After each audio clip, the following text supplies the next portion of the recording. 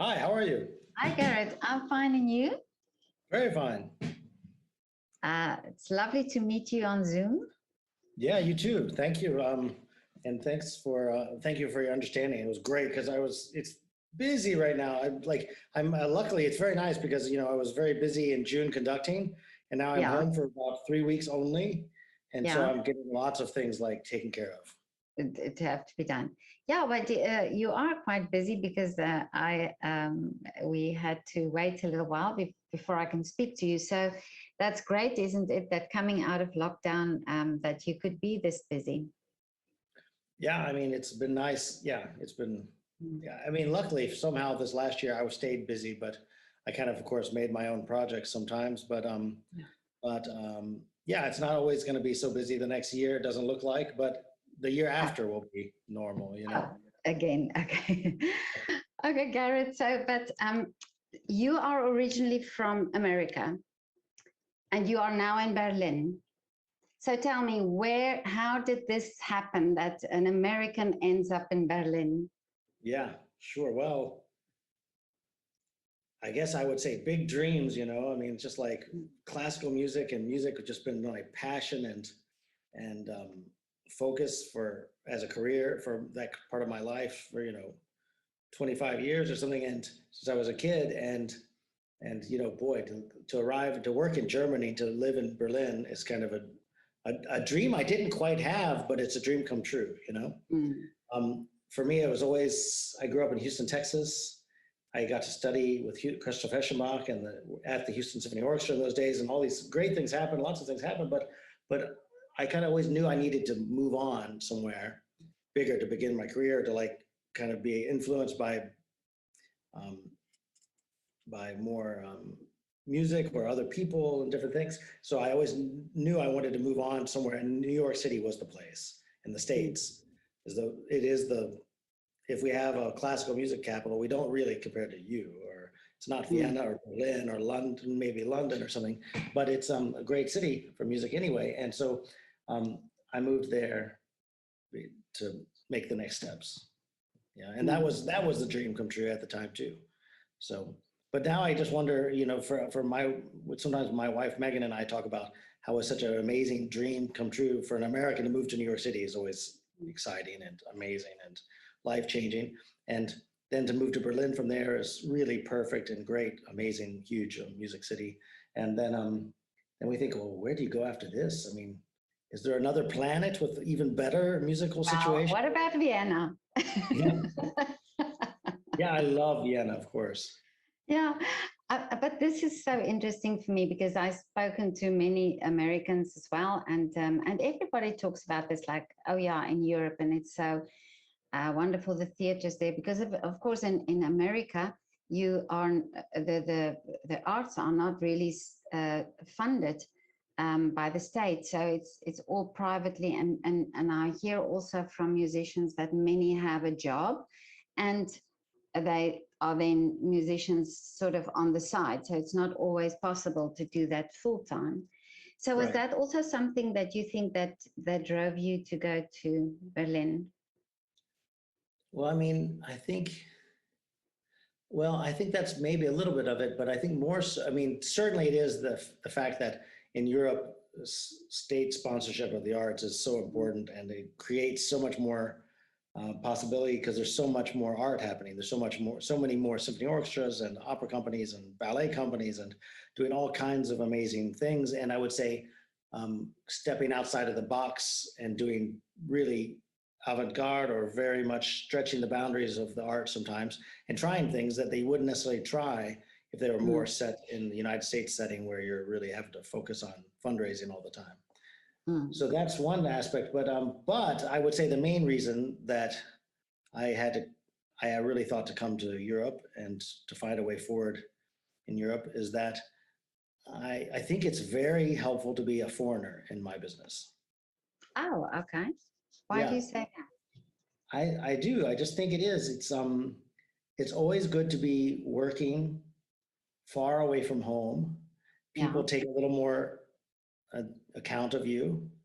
Mm, People treat you with a little different kind of respect, maybe. I don't know if it's respect, but you're treated a little differently when you're an American here in Berlin than if I was, a gentleman, a young guy from Houston, Texas, in New York. I mean, that's a little bit average, Oh, But okay. I mean, and so like when like in the United States, I must say, often British and European, German conductors, European conductors, Asian conductors, sometimes South American conductors are really the ones conducting the most in the situation. And I find like many, I know a few German conductors, for instance, that conduct in the States, but rarely conduct in Germany and Oh, I such. see. It works both ways. It works both ways. That's interesting that you say that. And I found actually that uh, overall, like in Vienna, for example, when I did my project, that people come from all over to Vienna, and even a university here, and I asked the students as well, that they come here, and like you say, probably it's the same in Germany as well, to have this experience in music. Yeah. Yeah, but I think you I have think that's right. Yeah. no, carry on. Well, I mean, I think it's true. I mean, in Europe, and I think Vienna is like this, and Germany is like this as well. Very, very open-minded to foreigners in classical music. Yeah. Very completely, which is an amazing thing. Even for me, I found that it was incredible to us that they so readily took us available for getting a visa. I mean, I had a position the first few years, and that was then easy to get the visa, of course. But even after that, when I started working freelance, that was really not much of a problem. There was no worry about protecting the market or something, for citizens or something like this. Yeah. Which I think is quite wonderful. So. Yeah, but I saw on Instagram that you have a school, or you are involved in is it an American School of Music or American? Yeah, it's the Berlin Academy of American Music, and it's really not a school. It's more of an academy in the way of a way of thinking or presentation. It's an orchestra. It's a chamber orchestra, the Berlin Academy of American Music, and it's really right now in its forming. It's really early formation days. So, but that's what's happening at the moment. Yes. So what do you exactly do with this orchestra? Well, this orchestra we have our first CD coming out in October 29th on Onyx Classics. And it's, this orchestra is focused on American repertoire and the repertoire of immigrant composers to America. Oh, okay. And particularly probably European immigrant composers to America, because that's kind of this first album at least is very much like that. The first album's entitled Transatlantic.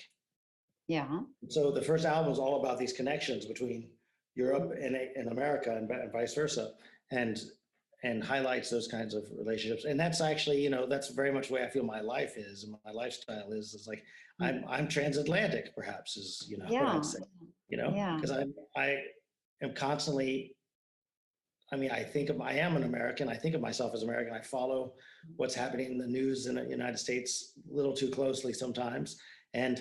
But I'm also very much a Berliner and living in Europe and focus on conducting and working around Europe, primarily Europe, but also the States occasionally, and Asia, South America. But so it's a really interesting kind of, I think, focus for the orchestra to think about connections between to present American composers in Europe and even other composers. Like, for instance, this year 2021 is 50 years since Stravinsky died in New York City in 1971.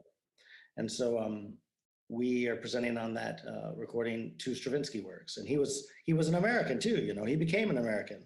He lived in America long. Yeah. Oh, I didn't know that. Yeah, Stravinsky was an American. Oh, okay. I wrote an article that's published. You can find it on my website, but it's published on Medium. On the Medium, and it's called entitled. I wrote it about a year ago. It's entitled "I Forgot Stravinsky Was American." Oh, I see. Okay. I mean, of course, he was Russian. He was born in Russia. He lived in France and Switzerland, and then he lived in the United States. But he lived in the United States longer than anywhere else in his life. Oh, I see. And did he do most of his composing there then? I wouldn't say most, no, but he did certainly the last third of his life of Mm, composing there, which is whole lot. yeah. Yeah. But this is now interesting that you say that. Would it be possible to see or to hear from his music um, the difference? Is there a difference from the music he composed in Europe to the music that he composed in America? Well, that's a very good question. Well, I don't know. I mean, his music, I don't know if I would say I hear exactly American influences in his music, but his music is, I mean, I mean, I consider him perhaps the greatest composer of the 20th century, you know, Mm, and he wrote a lot of amazing music in all the periods of his life. mm, But he wrote a lot of great neoclassical music and then more postmodern music that was very highly received. And he wrote a lot of it in the States. He wrote his famous opera, The Rake's Progress, in Los Angeles. You oh, know, really? yeah. His Mm, Dumbarton Oaks Concerto in E flat was written in France in 1938, but he was premiered in the United States shortly after he moved there. So mm. a lot of pieces were written there. Symphony of Psalms was written there, many things. So now this orchestra of yours, how big, how many musicians do you have in this orchestra? It's completely flexible, but so far we've done pieces, smallest piece we've done on the recording we have coming out is Appalachian Spring of Copland, Aaron Copland, who was trained in Paris with Nadia Boulanger and was a friend of Stravinsky's. Mm, That piece is the original version we have on the recordings for 13 instruments, which is beautiful because it's so crystalline and so clear and mm. well written. It's really a masterpiece of, and here's my shtick on on Yeah. uh, on Aaron Copland and Appalachian Spring. Appalachian Spring is really a 20th century masterpiece, but Mm, I assume that you don't know it that well. I assume perhaps you might know of La Mer of Debussy more mm, closely, perhaps, you know, or a regular concertgoer in Europe would think of Ravel or think of Debussy or think of Messiaen or you know, of these great composers of the 20th century, French composers with their masterpieces. But I would say very strongly, Copland's Appalachian Spring is his probably most famous and one of perhaps his greatest masterpiece. And mm. um, and so it's really interesting to bring that piece to Europe, a piece that we can really play with authenticism, with very authentically and with warmth and color and care. And it's really interesting to play those pieces in Europe. When we recorded that piece in Teldex Studios here in town in February, I'd say only of the 13 players, only 3 or 4 of them had ever played it before. The other ones Really? are Mm, European and Asian, and several people said, um, it's an incredible piece. I didn't know this was such a great piece. It's an amazing work. And it mm. really is. So I think that might become one of our staples on Oh, concerts really? and on Mm, tours and stuff like this. So then there's other things. We're also doing a piece by Avner Dorman, who's an Israeli-American composer, who's a fantastic guy and a great talent. And so we're doing a piece of his with Chen Rice, the Israeli soprano, who sings there in Vienna very often, mm, on the album with us. And then another piece by my good friend Craig Urquhart, who was one of Lenny Bernstein's assistants of the last few years of his life, and works very close to the Bernstein office to this day. And he's a good friend of mine, and he's one of the people that really? most helped me to get to Europe from New York. Mm, And we do a beautiful piece of his called Lamentation for Flute and Strings. And mm. then there's even a Takamitsu piece, but the Takamitsu piece is set in the United States and was premiered in the United States. Oh, okay. Mm. So But this is so interesting that you do that, and because I wonder sometimes if you are sometimes I wouldn't say pressured, but do you think there's a sort of a idea that certain music have to be played or recorded to sell, you know, and the moment you start using music that's not that well known, that it's almost like a risk of playing it or putting it on a CD, that would this be acceptable? Do you have that feeling, or do you have that no, I bit of mean, I don't. pressure? I mean, there's certainly a few pieces on the program that are well known. So Mm. I think that's a good question though, because when we had these conversations in the beginning about with the record company about whether they wanted to take this project with us, we had to have those conversations. So Appalachian Spring of Aaron Copland internationally is a very famous piece. And so they think that will sell well. And also I know certainly Dumbarton Oaks of Stravinsky it's a well-known piece. I mean, Mm. not as popular as Aaron Copland's piece, I imagine. And there's a fantastic aria from Rake's Progress with Chen singing, Chen Rice, the No Oh, Word I from know Tom. her. Yeah. Yeah, I bet you know her. You probably interviewed her as well. No, I haven't interviewed her yet. Okay. Yet. Yes. Yeah, right.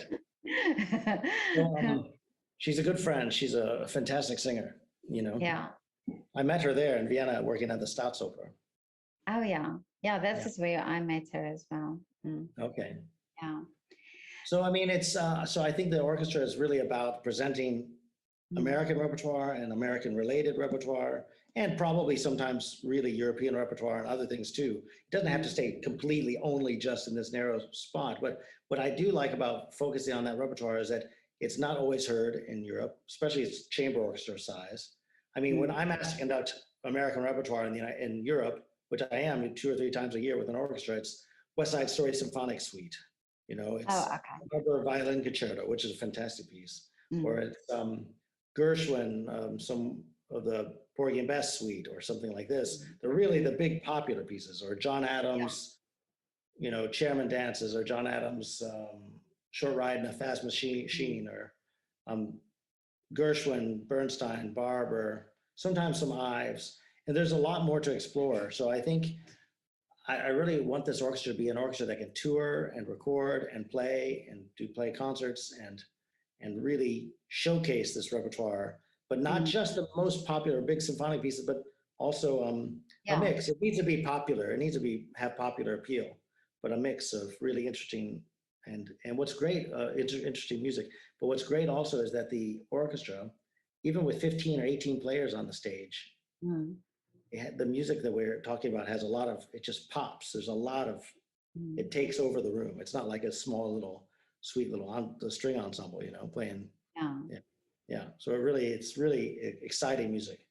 But what inspired you to choose, so for instance, these pieces that you have now on the CD? Oh, well, there's a lot of inspiration, I guess I would say.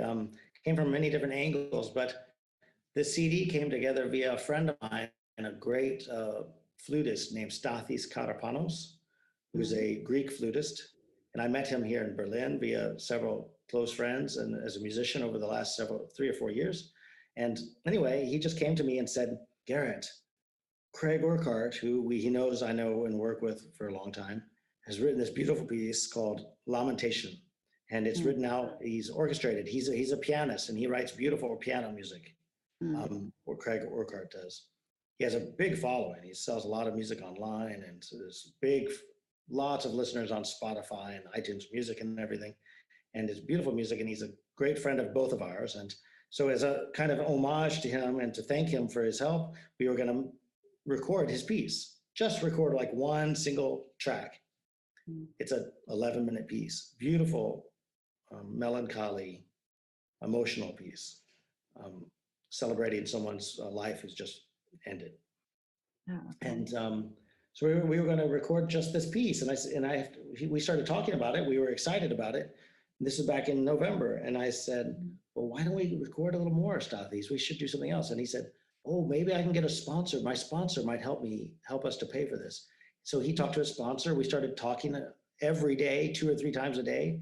I was conducting in Finland at the time, and we kept talking 2 or 3 times every day about all these little possibilities, and this record company, or we do it at this studio, or we talk with these people about this person and this. Then we started talking about bringing Chen Rice on board, and then the thing just grew and grew and grew. And his sponsors decided to help us, and I put some money into the project as well, and it just grew and grew. And it was really inspirational because I told him, "Well, listen, Craig's the first composer.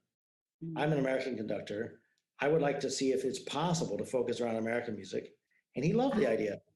Yeah. Well, Yeah. I find it also very interesting that it's like, that it almost have that, or a theme, or that sort of idea, yeah, around it. Yeah. But listen, I want to ask you now something on a lighter note, Okay. and this is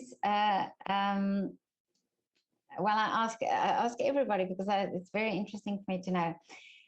When before a performance, do you have a sort of a ritual, or a habit, or a, what do you do the day of a performance before you go on stage, or in the orchestra pit? Do you have a ritual? I mean, I have a ritual that happens to me that I have no choice about. Oh, okay. I mean, I certainly have some rituals, and I mean, of course, I absolutely adore performing. I love to perform. I'm always very excited for a performance day, but every time there's a major performance that in an evening, almost not every time, but almost every time, I'd say 3/4 of the time, after lunch, Mm. it's 1 o'clock, 2 o'clock in the afternoon, and there's 4, 5, 6 hours left before the performance. A very light, low-grade depression sets in. Really? Yes. My goodness. Yeah, you wouldn't think so, This yeah. is a first. Really, I haven't I heard think this one. I think there were others that just did not admit this. Probably. Yeah. But Yeah. it's really strange, Really? it's really So strange. why? Yeah. I've had to recognize it over the years because I only learned about this in the last 7 or 8 years, I think. Yeah. I think it's because your body and your mind kind of has to put yourself at ease and needs to kind of relax. And you Mm. kind of go into, I think you kind of go into a low energy mode, some Oh, 5, yeah. 6, 7 hours before a performance, because your body is just like, can't, I don't Prepare. think we as humans, we can't sustain this when you're conducting or singing or playing the violin in a concerto or something like this. It's really your ultimate being, you're just totally on, just playing with every bit of your being, yourself Yeah. from top to bottom, your brain and your mind and your breath and your heart Mm. and your physical body. And it takes everything to be there and to do that really extremely well, I think. And so that's the way I feel as a conductor too. I'm just really focused. I'm really in the moment. I'm really wanting to be fully experience that Mm. space so that I can help bring the ensemble and the orchestra or the performance completely together, at the highest level possible. And so I just think you can't sustain being in this amazing state of performance Yeah. all the time. And so your brain and your body, at least emotionally for me, kind of just falls down and falls a little bit apart. And sometimes I remember many times talking to my wife for just 5 or 10 minutes those afternoons. And she's Mm. usually she's back here in Berlin. We have children here and I'm away somewhere. And she's reminded me of this, Garrett, just remember this is always like this. Mm. Oh, okay. Yeah, because but many people say that they meditate, and now I wonder if it's maybe a way of then getting out of this low mood, to then do a bit of Well, meditation. I take a Yeah. nap, I usually, Okay. I have a good healthy lunch or something, and then I do a few things, maybe a few emails or just standard like catching up with a few things, a phone call or two, and then I kind of study. I usually kind of go through my music a bit and just double check some things. Could be in 30 minutes or could be an hour and a half. I do that, and then I get to the point where I want to take a nap, and so Oh, I think, and that's what I do. I take a nap for 30 minutes, and I come out the other side kind of fresh. mm. Yeah. I spoke to a lot of ballet dancers during the lockdown time, and well, one specific dancer told me that during, it's one thing to rehearse and to keep your body fit, but the performance itself takes another step, or it's another level of pushing yourself. And we were speaking that the dancers didn't have that during the time of lockdown because they couldn't push to that limit anymore. Now, I'm wondering, conductors, you are also very physical and you use, I mean, it's a lot of movement and so on. do you have to build stamina for say a concert like that, or does it just come natural? I would say, I think it does come natural now. I think when I was younger, I remember when I was younger and less experienced, that I would say it was more physically demanding. Oh, I see. I don't know why that is. I think that's because I'm less stressed by the situations now, you know?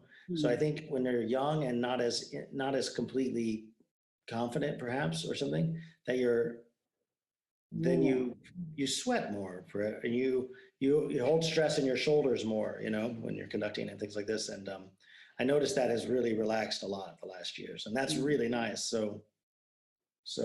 But after this year, for example, after this year of less conducting, did you find when you started again that you could feel it, that you could, or just did it just come natural again? it felt really natural, I must say. I was really happy about that. I didn't feel any loss of, oh, I haven't been doing this for a while. Yeah. Because I don't know why. I think it's a very strange thing how that is, because I, of course, used to play instruments. I was a trombonist and a choir singer and a violist. And so I know very much how you have to keep an instrument really, you have to stay on your instrument every day. You have to stay focused on it. You have to keep it in your fingers and your embouchure and everything. And you have to be really working on all this all the time just to keep it shape. And I would assume they would be the same with the conductor, but I hope this is the case. It seems like it's the case, is that somehow the music making is in your head more, you know?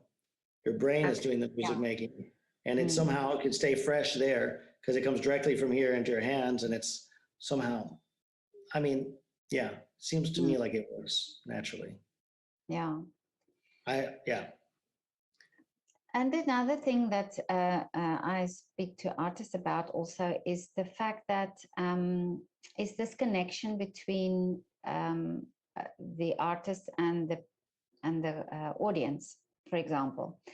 And I was wondering if there would be, say, for me, for example, who don't have any knowledge of music, and when I go to a concert and the musicians or the artists start talking about what they're playing and why they're playing, or even if there's a story behind it, even if it's not about the music itself, but it's something that why this is so important for this musician to play this piece of music, that it suddenly brings another interest or another level of listening, you know, a different way of listening than when you do it. How do you feel about that as a conductor, to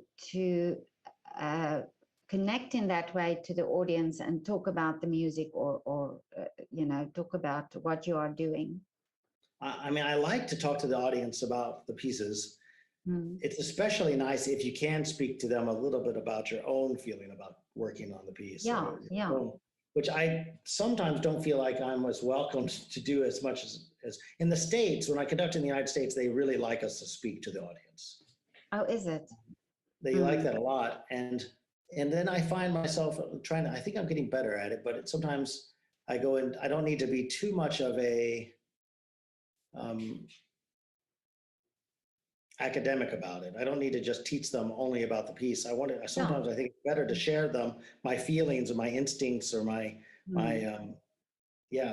why I love the piece so much, particularly, you know, and to share some little small anecdotes or some stories or something. So it's a couple ideas about that. It sounds like you like that idea. Yes, I do.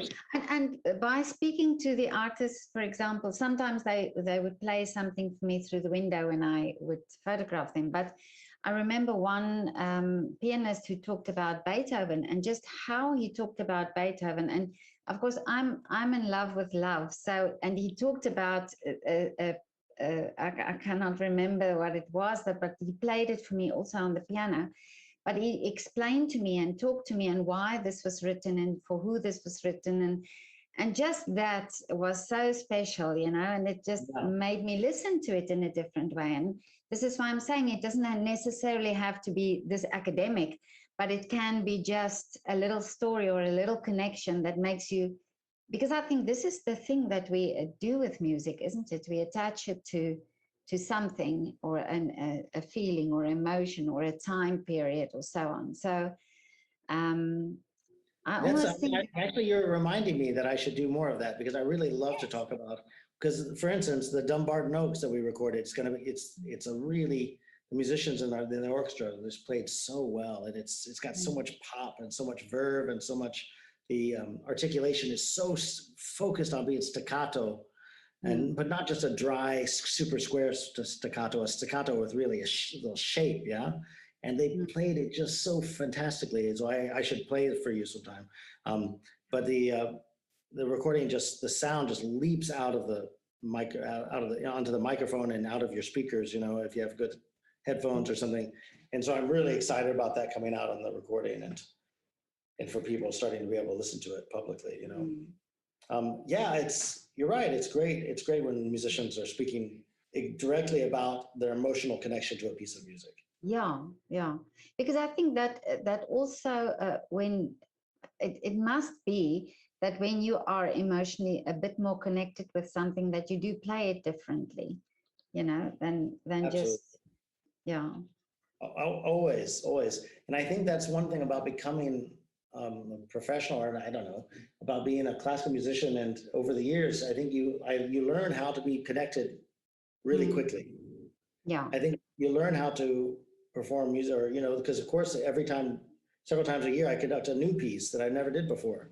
And I have to figure out how to connect to it and how to bring it, make it come to life. And that's always an interesting study, always an interesting time. Sometimes you get a piece of music and you say to yourself, oh gosh, do I have to learn this? Oh, this doesn't look that interesting to me. It's a brand new piece. What did he write, or what did she write? Oh my God, what is this piece of music? And then you can, you know, it's very easy to be negative to a new piece of music for any of us. And I usually find, no, if you just stay positive, keep working on it, study it more, figure out how to play it, some on the piano, you sing through it, organize it, deconstruct it, then start analyzing it, putting it back together, and you find a way to make music out of it. And usually it's more impressive than you ever thought it was going to be. Amazing. Yeah. Well, I mean, on my very, how would I say, amateur level, and not playing an instrument, I find even with just music, listening to music, that, you know, different times of my life, it just sounds different, you know, and I think this is probably this connection that would be great, you know, if people could have a little bit more understanding also about that.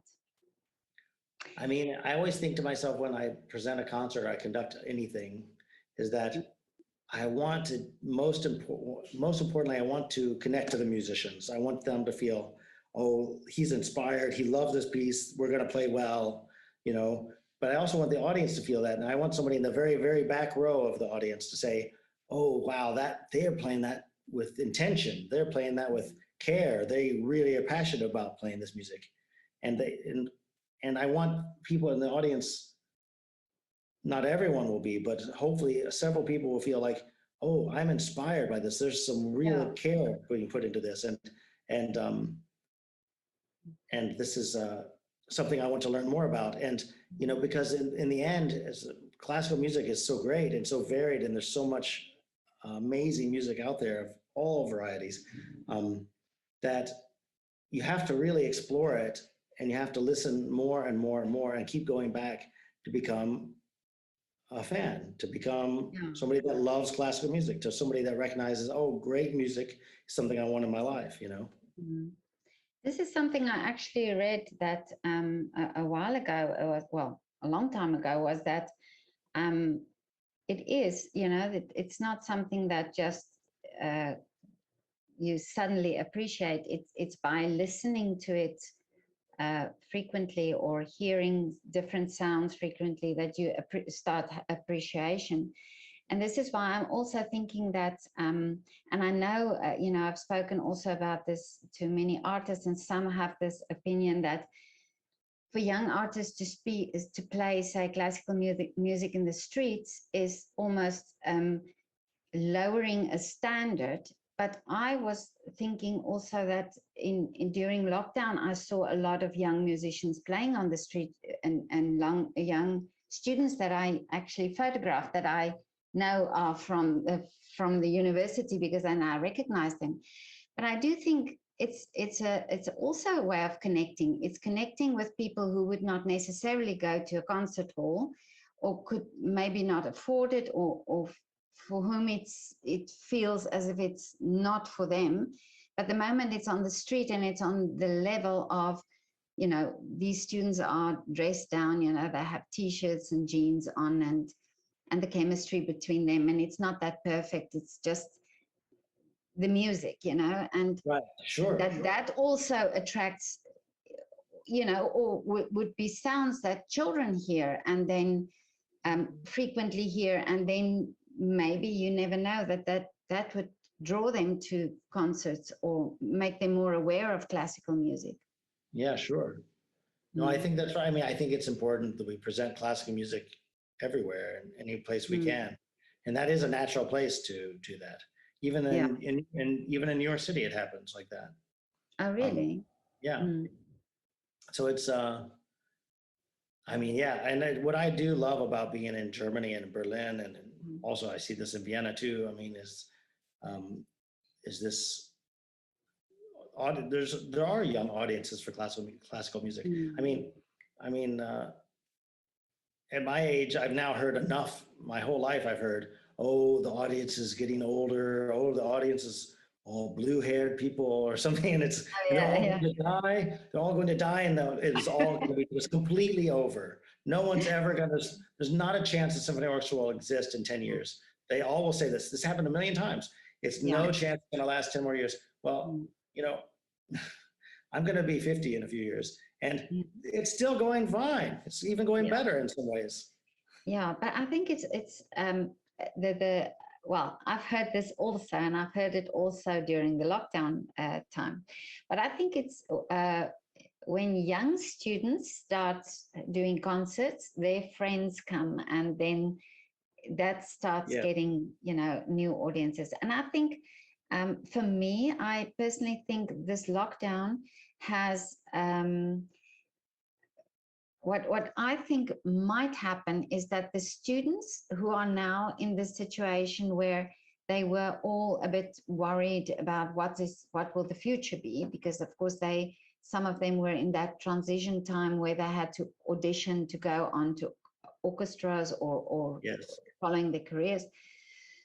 But I almost have this feeling that they will, and I also saw it, that they start collaborating, and these little duos and quartets are formed, and they start doing these more informal concerts. And I wonder if that will be a movement, and if that is also necessary for then younger people to start feeling more relaxed with the classical music and the connection with the classical music. Yeah, exactly. I mean, I think it's all needed and necessary and helpful. And I mean, that's the same thing in this. Well, I mean, I always feel that way when I'm working with young orchestras or youth orchestras or Jugend orchestras or whatever. Or also, even this orchestra, we try to keep focused a little bit, young, talented professional players, because they have a special care and special energy and special appreciation. They are so excited. It's important when you're a young professional classical musician. I think one feels, and I certainly have felt this a lot of times, is that, wow, this is incredible. I'm making my living as a musician.